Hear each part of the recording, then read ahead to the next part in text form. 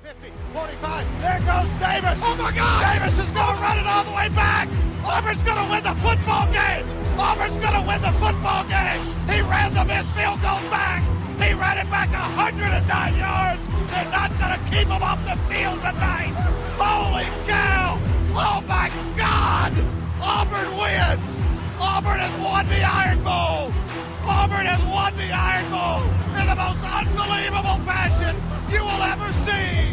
What is up? What is good, everyone? Welcome into a brand new edition of the Dream Wager, episode 503. Today is February 27th, 2025.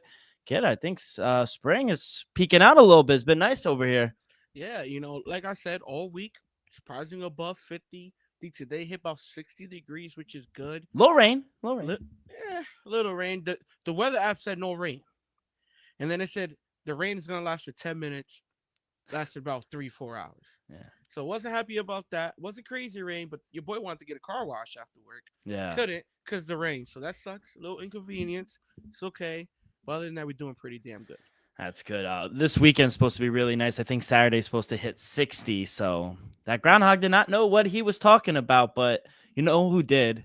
I mean, we've been hot these past few pods. I mean, NHL's been good to us. NBA, I don't know about you, but 8-0. My last 8 plays, been pretty good so far. Last few days on the show, how have you been?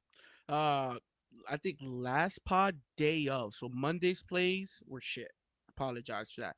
But Tuesday we did pretty good. We went 3-1 on Tuesday. So we're right there. Last week we're doing all right, just barely above 500, 11-9.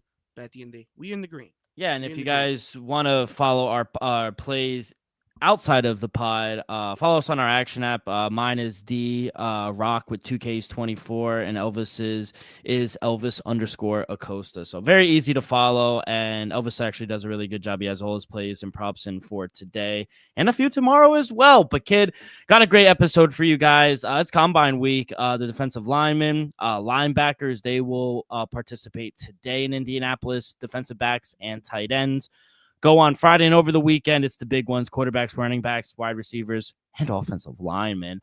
We got some NFL news to talk about as well. Nothing really going on in the NBA and MLB. We are less than a month away from the Tokyo opening day between the Cubs and the Dodgers. That's going down March 18th.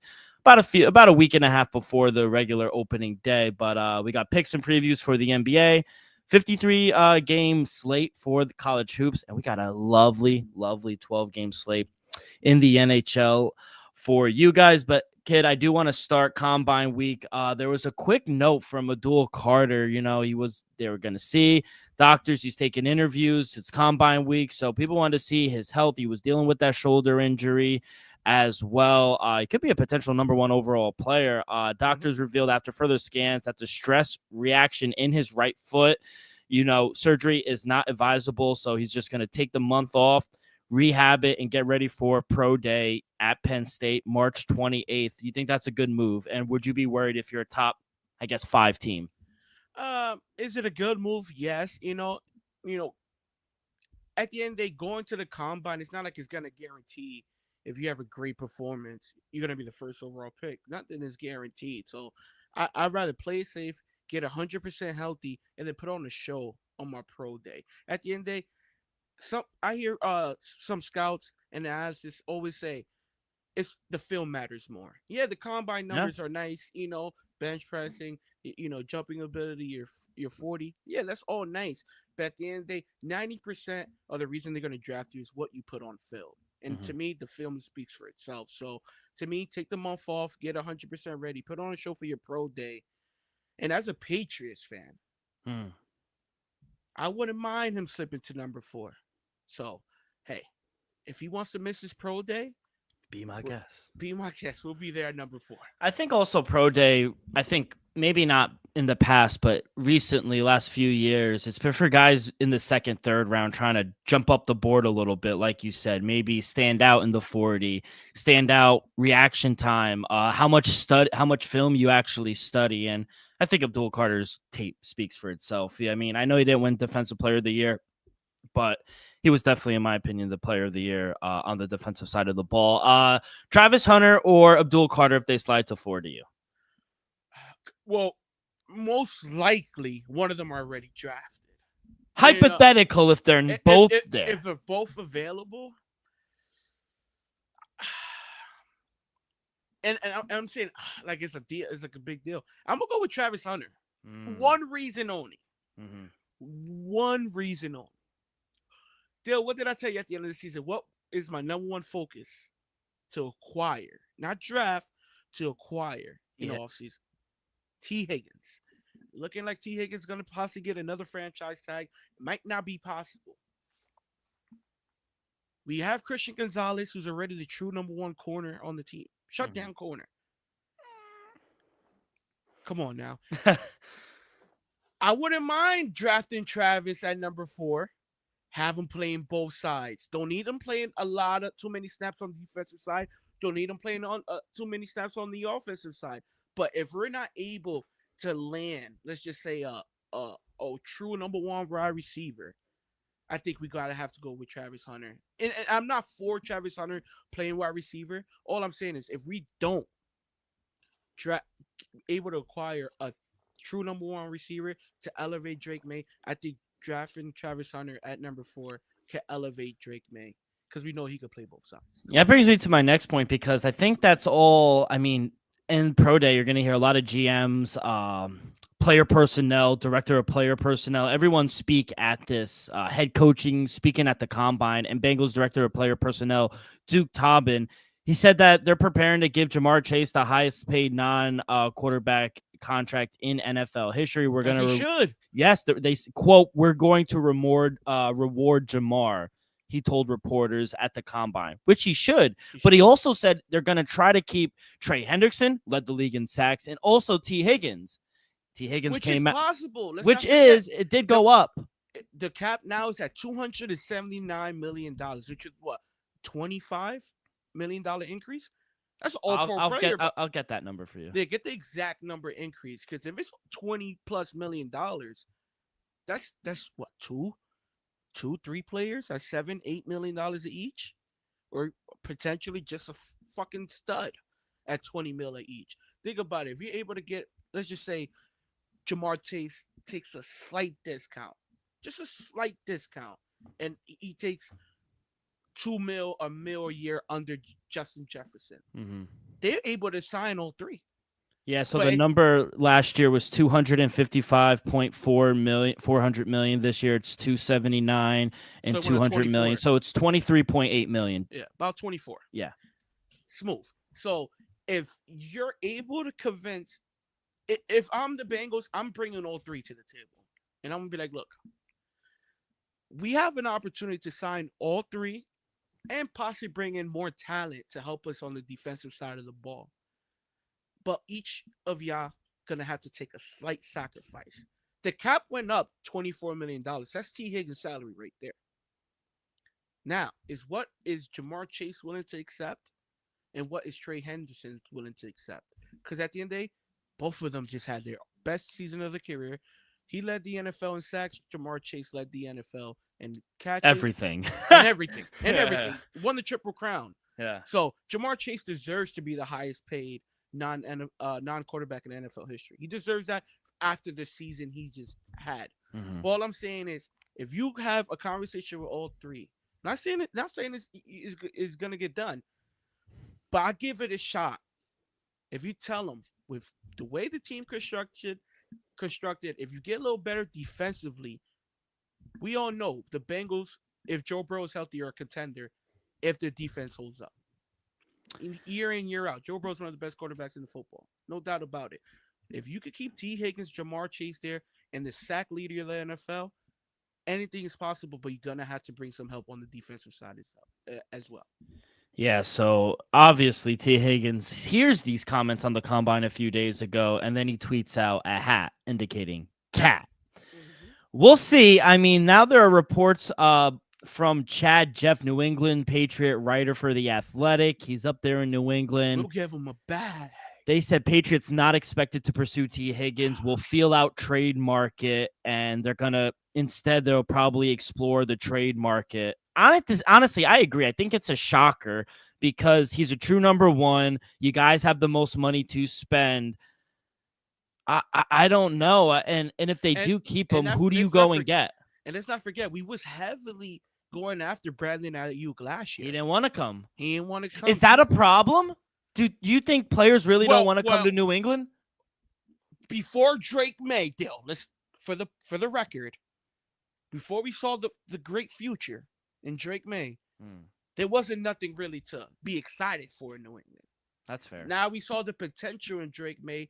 T. Higgins wouldn't mind getting a nice bag coming. I guarantee Brandon Ayuk wouldn't mind getting a nice bag and coming this year, but we don't want you no more. We moved on. We moved on. A CT, he came on about a month ago and he said maybe look at a guy who just won a Super Bowl, AJ Brown. If you guys can't get T. Higgins and it doesn't look like you are willing to stretch that far like you did last year with Brandon Ayuk, who would you rather go after as a Patriot fan that kind of could elevate Drake May? Any true number one wide receiver. Cooper Kupp? Or is he past his prime? I'm going to say, is he still going to draw attention? Yes. And he, for the New England Patriots right now, he will be our number one wide receiver. But do I think he's a little past his prime?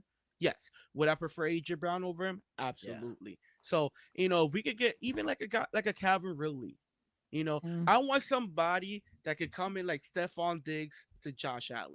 When Buffalo got Stephon Diggs, we saw Josh Allen become an MVP candidate year in and year out. He wasn't that guy before Stephon Diggs. We saw the potential. We see the potential with Drake May. I'm not saying he's gonna be Josh Allen, people, by any means. I'm not saying that. All I'm saying is if we get him a true number one receiver, we're gonna see his potential just come a little quicker than later on. That's all. One guy who's really developed, and we highlighted him in the offseason during our future episode, really developed into Josh Allen's number one receiver. He's a slot receiver, but Khalil Shakur, he reached an agreement, 4-year extension up to $60 million, $32 million guaranteed. He gets $8 million up front in the first 12 months. Now he's tied into Buffalo for until 2029. My question is, he much deserved. He definitely deserves an extension. Too much for a slot receiver, though. For the year he had last year in the importance, he was the number one receiver. I think he led the team in catches as well. You can make the case he's underpaid. Yes, for a slot receiver, definitely, they took care of him. Yeah, but did. It's not like they going out there or in the conversation for Cooper Kupp, T. Higgins, or anybody like that. Unless I haven't heard any. No, they're not. So I think they're going to stick what they have. They had a great run. Lost to the Kansas City Chiefs. No shame there. I like what they had. Maybe, let Amari Cooper grow. I think you're able to get, better production from somebody else. But in my opinion, I think Shakur is the number one wide receiver for this team moving forward, even though it's still a run-first team and they have two pretty good tight ends. Shout out him, though. He got the bag, and that's what I thought. Initially, I was like, oh, I'm glad he got paid, but $60 million, $32 million guaranteed for a slot receiver. He's good, but... Hey, put it like this. I never doubt any slot receiver because look how important Julian Edelman was when we needed him the most. Good point. Yeah, good point. Also, like I said, GMs, coaches, they're out talking in Combine. They continue to ask Browns. They hold the number 2 pick. They asked their general manager, Andrew Berry. They said, Myles Garrett, what do you expect? Because, around this time, dominoes start to fall. Pieces start to move. Quarterbacks. We could definitely get some draft picks for this season for Myles Garrett, for sure. And his quote, our stance really has not changed. We're not interested in moving him. Whether that's true or not, it seems on the surface and what people are saying, because he said we have gotten a lot of calls, and obviously so. It's Myles Garrett, it's a first ballot Hall of Famer. Are you surprised that they're not willing to trade him, considering the fact that where they are as an organization? I mean, they're on the rebuild. They're not anywhere close to competing, and I think he's at the point in his career where he wants to compete for a championship. No. Just because he's one of the best players in all of football, I'm not surprised they're willing to shop him. No, I'm not surprised by that. If you're Miles But Garrett, do you just sit? no, do I? Exactly. I was about to get it. Do I understand? Yes. Now, come, you know, preseason, if things could get ugly, Dill, he could sit out all of July, all of preseason. Come late, early September. Guess what? The Browns are panicking. Miles Garrett was like, might just be like, you know what? I'll sit it out.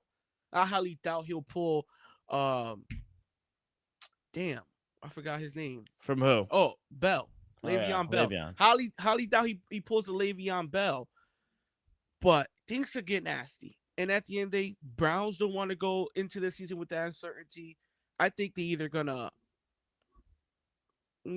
keep him, and Miles Garrett's gonna come out soon. I'm gonna say prior to the NFL draft, stating he's gonna remain with the Cleveland Browns. But if he doesn't make that decision, I'm gonna say around draft time, things might get nasty come summer. Another very interesting story that, has really been confusing me. The Rams, they've given Matthew Stafford and his agent to seek a trade to see where other teams on his value. This isn't really a trade request, but, the Rams and Stafford, they kind of could get a better understanding of his value outside of LA, potentially making it easier to get a contract done. The hope remains from, Sean McVay and ownership. The hope remains that, they could kind of gauge where the market is, see his value, and him to return. I mean, they're not far off. I thought they played Philadelphia really, really good in the snow during the playoffs. They won a Super Bowl with Matthew Stafford. I think he should remain. They just got to get a deal done. I think they're trying to they're trying to balance out maybe a short-term or a long-term decision moving forward for, I guess, the quarterback. What do you see? And do you see him actually returning to LA? And if not, what are other teams that you think maybe could possibly go after Matthew Stafford?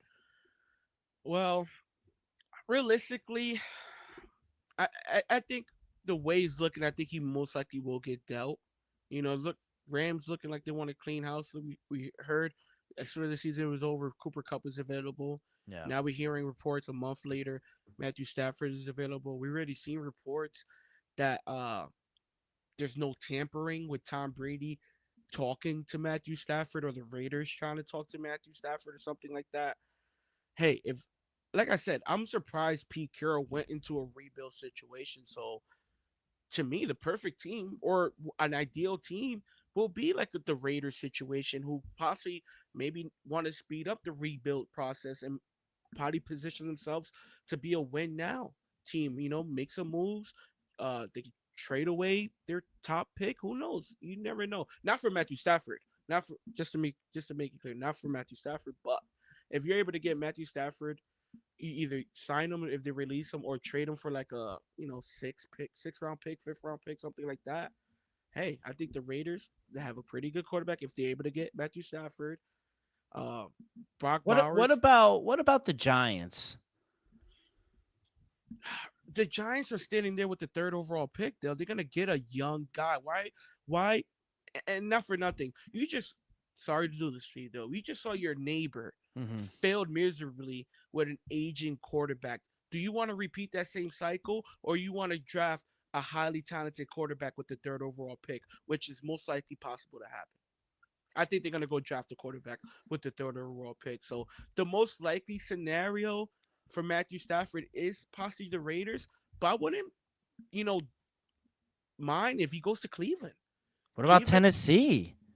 yeah, Well, do you expect any of these top three, maybe because outside of New England and Jacksonville, Tennessee, Cleveland, the Giants, you see, the Raiders, and possibly even the Jets, we all need quarterbacks. See, those top three teams kind of all make sense because either Shador or Cam could sit behind Matthew Stafford for a year and learn from a real pro. That's the bright side of it. Yes, you could go, but will Matthew Stafford want to go to those situations? If I'm Matthew Stafford, what's the better situation for me in my later part of my career? Is it the Raiders right now? or is it the Giants or Tennessee? Cleveland, Cleveland could be a quarterback away. Defensively, depending what you do with it. Hey, say if you sign Matthew Stafford instead of getting Cam or Shador at number 2, you go get Travis Hunter or Abdul Carter. Yeah, I doing think something. the top of the draft is going to be so interesting because I could see a team like the Jets or the team like the Raiders jump up and trade up and be like, "Hey, listen, we're going to go get a quarterback." Have the 7th, right?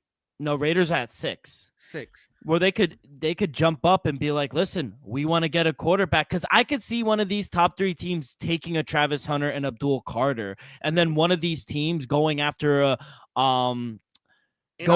veteran quarterback. Because what about Tennessee? What if they go and sit there and be like, "We invested a lot in Will Levis." Now, I'm just talking hypotheticals because I don't agree, but I'm saying from a business standpoint, maybe we could last one more year. We got Arch Manning in the limbs next year. What about we go and get Abdul Carter? We go get Travis Hunter, the best player in the draft, in my opinion, who could play both sides of the ball. Do we go get him? Then we just sign a veteran quarterback. Then maybe one of those teams jump up. Can you see something like that happening? It all depends. What are they willing to give? If they're willing to give what Chicago did a couple years ago with the Panthers, are they willing to give that type? I'm not sure. Are the Raiders willing to give 2 first-round picks, 3 first-round picks? I'm not sure what Tennessee or the Cleveland Browns are willing to are wanting for the first or second overall pick. One team that's not willing to trade their pick, and they're pretty good where they are. Another playoff run, but the Packers, they've had trade conversations around Jair Alexander, and they're opening to move him at the right price as well. I mean, he's young, 28 years old. He's a 2-time Pro Bowler. He's considered one of the best cornerbacks, not just available in the league. And his contract was kind of front-loaded a little bit. He just has 2 years, $37 million left on it. Very tradable.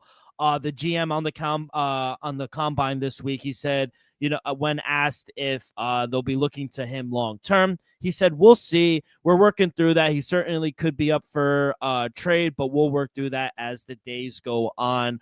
Are you worried? Not worried. Are you surprised that they're willing to move on from their best corner, or are you like, we got to get a little younger? Not really, just because for the past 2 seasons, he's been more on the sideline than on the field due to injury. So at the end of the day, Green Bay's defense has been honestly their strong suit of these recent years compared to those Aaron Rodgers years. McKinney. So you got McKinney. He's a stud. You saw him lead the NFL in interceptions last year. I think Alexander is still a high quality cornerback, but if the Packers are looking, could we live without him? Yeah. Could we compete without him? The answer is yes still. So hate to see him go, but I love to watch him leave. It's fighting like that right now. Green Bay. And then lastly, before we get into these plays, I feel bad for these Bills fans because, another one where the rule that the NFL says it plans to put an electric system to measure first downs into motion this upcoming year. And the chain crew will remain on the sideline as backup, but it's finally happening. This would have helped Buffalo in that game against the Chiefs because, hand up, I was on the Chiefs, but that was a first down. That was a first down. Game is not guaranteed, but no, but still, it's a first down, and that would have corrected it. My question to you: why is whenever the Bills get screwed, we have to change it? Is it? Because I know the overtime replay, rules. Now the replay came after the Saints and Rams game. Oh yeah, that was that one. That was crazy. No call. Yeah, it is what it is. The last two, at least. The last two. For all the Bills fans, OG big Bills fans, I'm talking about like 40 plus. Like OJ when they went 4 years in a row and lost. Yeah. Hopefully one day y'all can win it. Because the real OG Bill fans, like the young guys probably our age, are like, you know what, this sucks. The dudes who saw 3 Super Bowl losses in a row, that's pain. Nah, all serious. That's fucking pain. Buying the field goal. 2 of them, right? 2 of them by the field goal. So I honestly hope we see a Bills Super Bowl championship soon. Maybe not next year. No, I or the actually year don't. after, I don't. But by 2035, 30, Yeah. it'll be nice within 5 years. I like Josh Allen.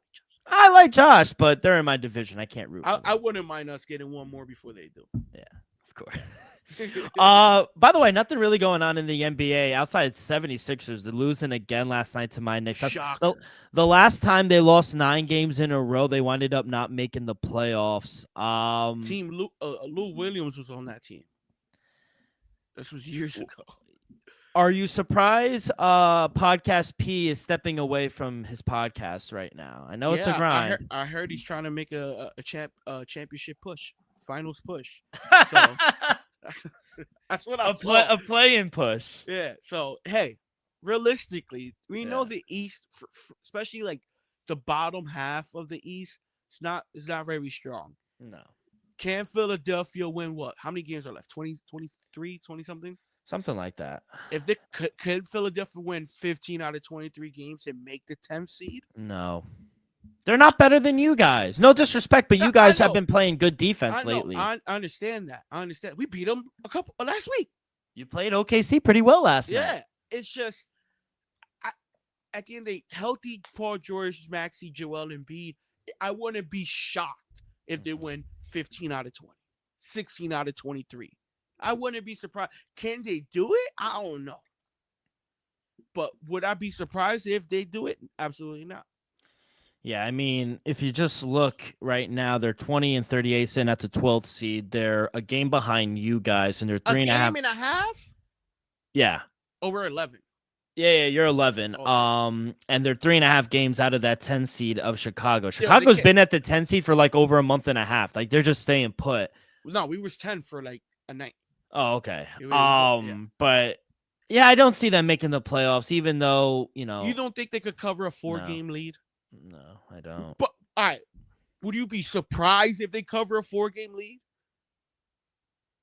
Cover, maybe not, depending on if we get outrageous numbers, but I don't know, man. I think Brooklyn's playing all right, even though they've lost 2 straight. You're telling me you'll be shocked if Philadelphia makes the play-in. Yeah, I would be.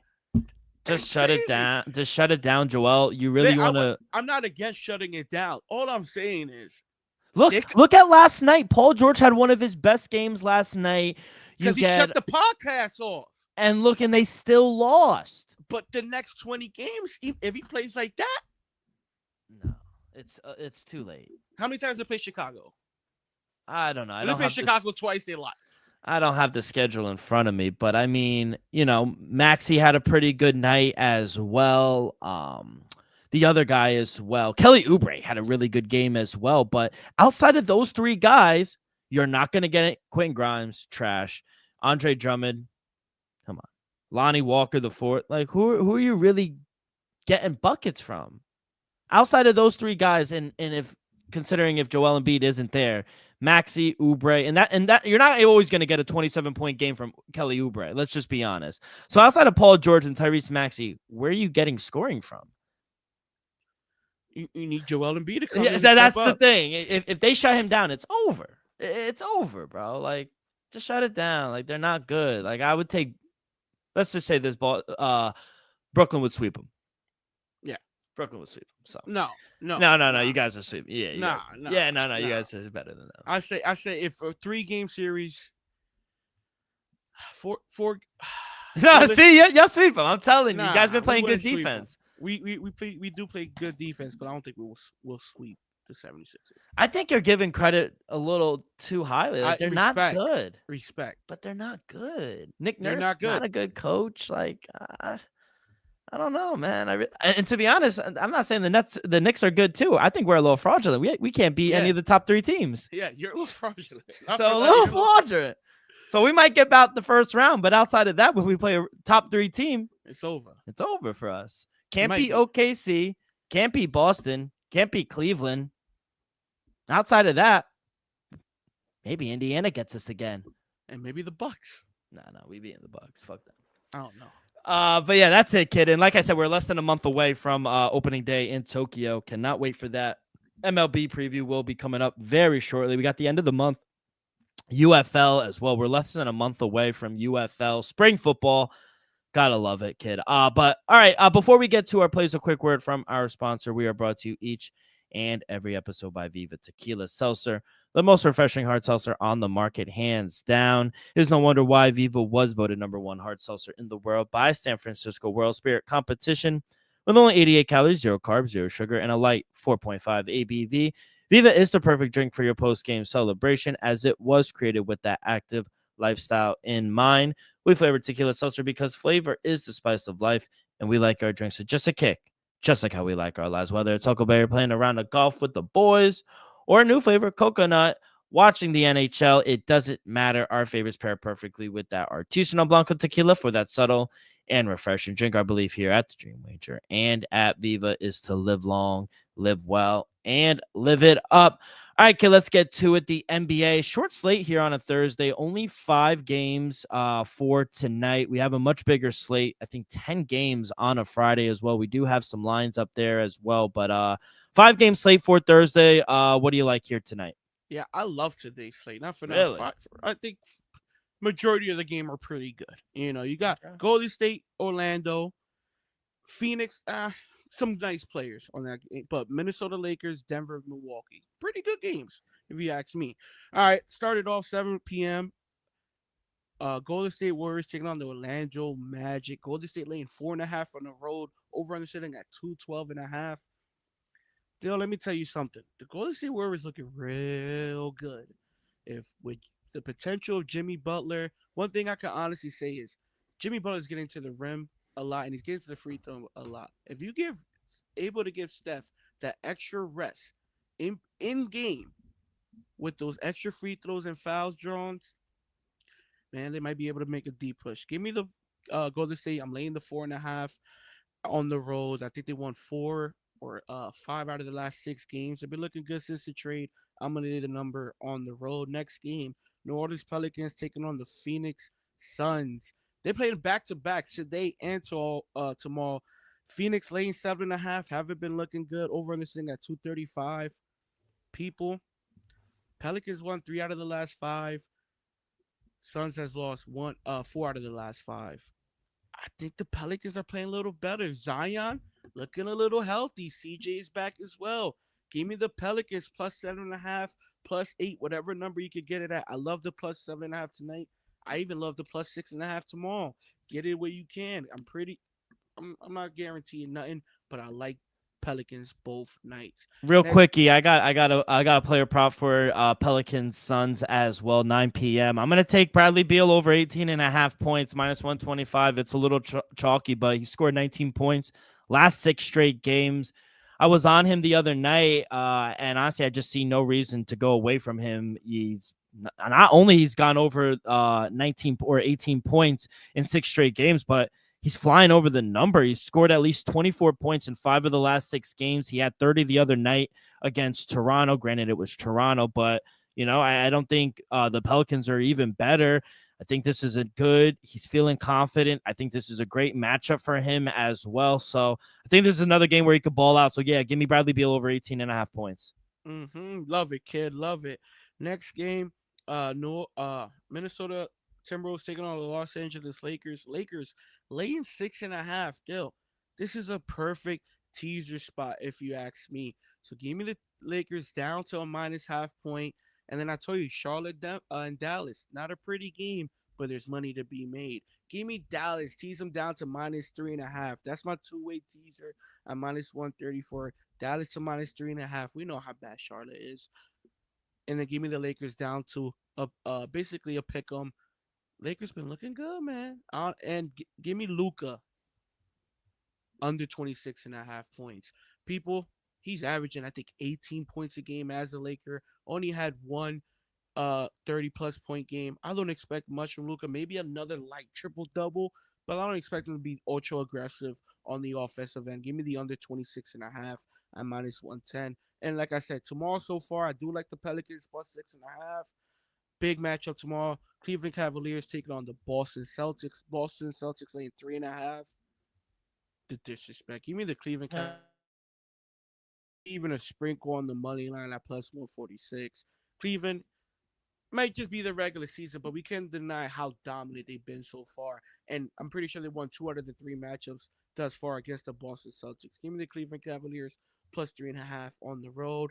And then another great game. Your New York Knicks taking on the Memphis Grizzlies in Memphis. Grizzlies laying 2.5. Over on this sitting at 245.5.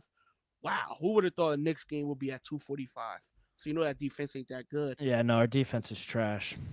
It's damn shame, Tom Thibodeau. Damn shame. Well, our offense is good though. Yeah, give me the Memphis Grizzlies minus 142 on the money line. If anything, lay the 2.5. But I'm gonna be honest, people. I think it might be a close game. Wait till tomorrow, see if the number dies down. All those Knicks fans, they get paid tomorrow. That money might start coming in for the Knicks, and you can get the Memphis Grizzlies at a better number. Give me the Grizzlies on the money line. If it goes to minus 1.5, lay the 1.5. Kid, thank you so much. Let's go to college hoops. So like I said, 53 game slate, huge one tonight. I do have a couple games that I like. Give me North Texas on the road, laying 1.5 against Florida Atlantic. Should be a tight one. I do like North Texas. Chattanooga at UNC Greensboro. I'm going to take UNC Greensboro at home minus the 1.5. Milwaukee hosting Oakland. Milwaukee laying 5.5. I love Milwaukee. I think they should be double-digit favorites at home, especially against a very bad Bears team.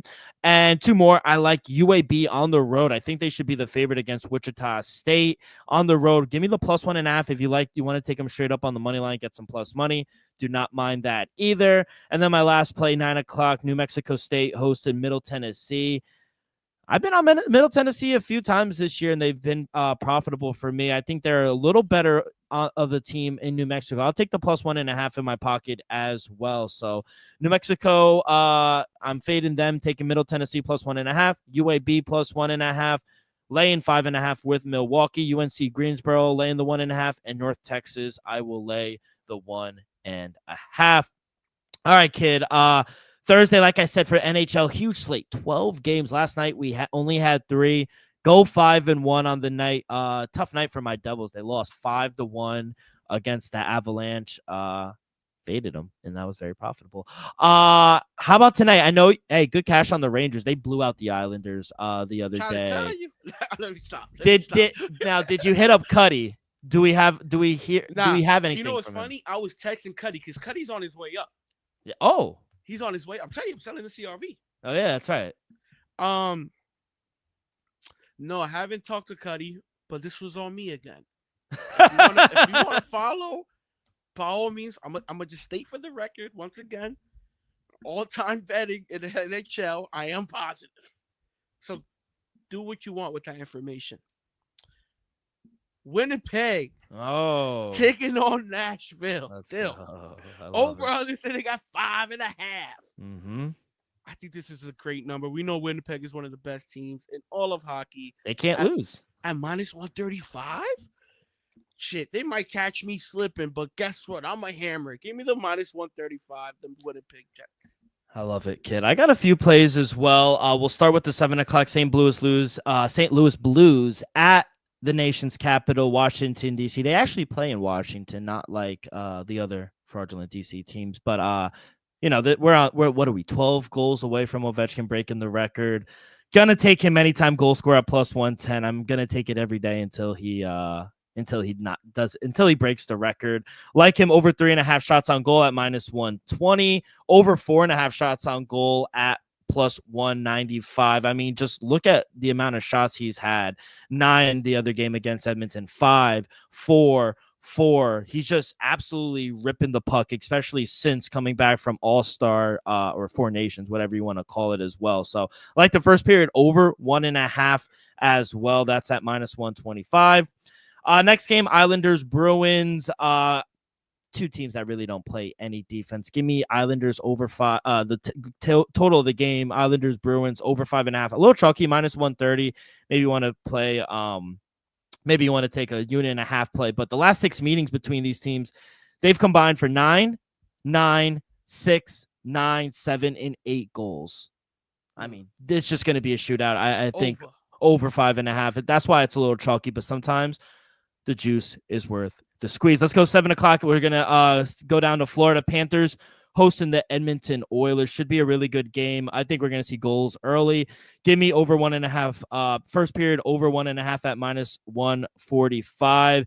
This is cashed 13 of the last 15 Oilers game, and I just cashed on Leon Draisaitl anytime goal scorer, I think 2 days ago. I'll take him anytime goal scorer at plus 135. I think he gets in the back of the net.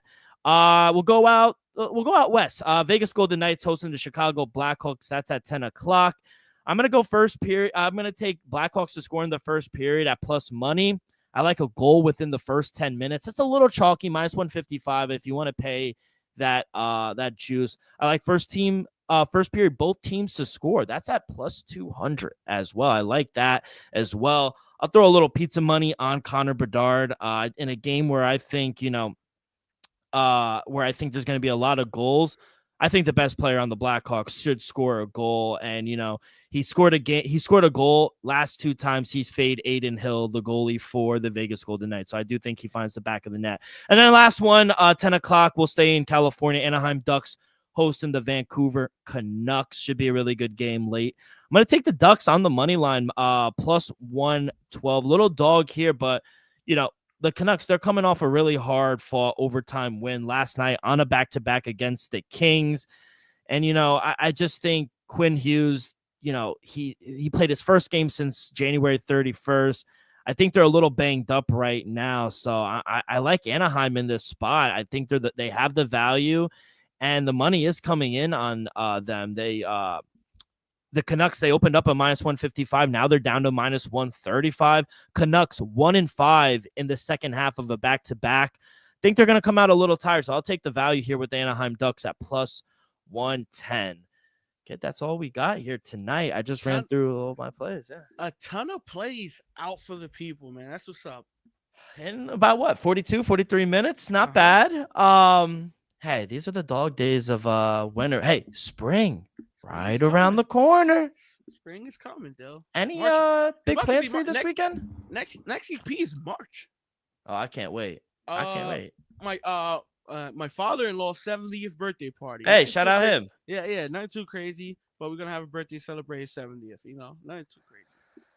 A little program change maybe coming up in the next week or two. I will be taking my last vacation before baseball starts. Gotta hit the Sunshine State, Florida. So visit Cuddy. see how far he is from Orlando, but it's like 40 minutes. Oh, he is. Yeah, probably I ain't gonna hold you because the traffic out there is nuts. It's crazy. It's about like an hour 50. I think I'm gonna go to a spring training game. I've never been to one. He lives down the street from the Tiger Stadium. No cap. Like holy shit. I gotta connect. We gotta connect it. Yeah. He literally lives you could maybe not throw a baseball, but he right there. He's right there. Oh, kid, thank you so much. I will connect with Angel offline. But any last words before we get up out of here, kid? Let's just have a great weekend, and hopefully you remain hot in the NBA, and I can follow that trend. Let's go, everyone. Good luck. Enjoy the game.